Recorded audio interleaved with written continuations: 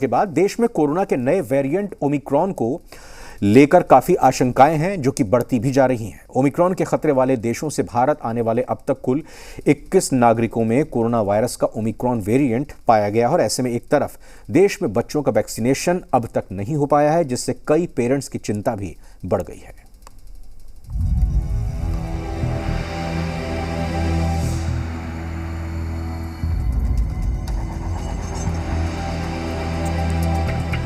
ग्यारह साल के हेमंत सिंह दिल्ली के एक प्राइवेट स्कूल की 7वीं क्लास में पढ़ते हैं। कोरोना संक्रमण की वजह से हेमंत बीते 2 साल से ही ना तो अपने किसी दोस्त से मिले थे और ना ही सोसाइटी में खेलने जाते थे। बीते दिनों कोरोना के मामले कम होने पर उनके माता पिता ने उन्हें सोसाइटी के बाहर गार्डन में दोस्तों के साथ खेलने जाने देना शुरू कर दिया था, लेकिन अब भारत में ओमिक्रॉन की दस्तक से हेमंत के माता पिता एक बार फिर डर गए हैं।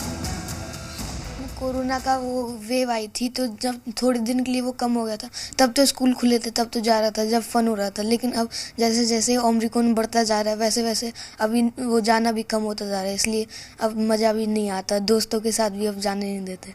तो हम चाह रहे थे कि वैक्सीनेशन हो जाता तो कम से कम सेफ रहते, लेकिन अब ओमिक्रॉन का आ गया और जितनी स्पीड से बता रहे हैं, जितना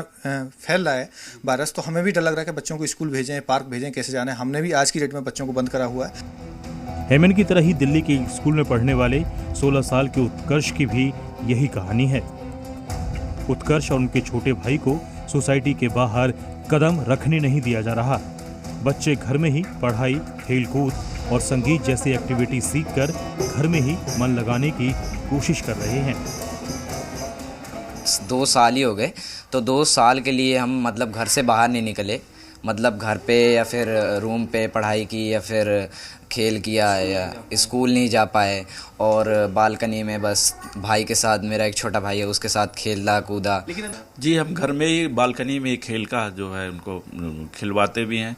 और जब उनका माइंड भी देखते हैं कि उनको डिप्रेशन का शिकार ना हो, तो हमें उन्हें एक्स्ट्रा एक्टिविटी भी मैं सिखाता हूँ। हालांकि डॉक्टर्स का मानना है कि ओमिक्रॉन दुनिया के जिन भी देशों में फैला है वहां यह तेजी से जरूर फैला है, लेकिन जानलेवा कम है।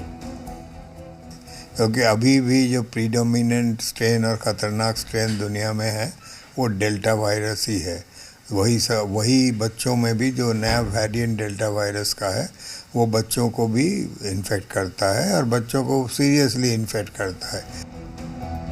ऑनलाइन प्लेटफॉर्म लोकल सर्कल की एक रिपोर्ट के मुताबिक भारत में कोरोना के नए वेरिएंट के खतरे को भांपते हुए अपने बच्चों को स्कूलों में भी नहीं भेजना चाहते हैं। हालांकि अगर कोरोना के नियमों का पालन ठीक से किया जाए तो जिस तरीके से पहली और दूसरी लहर के दौरान हमने कोविड पर विजय पाई, ठीक वैसे ही विजय हम भी इस वेरिएंट से लड़कर पा सकते हैं।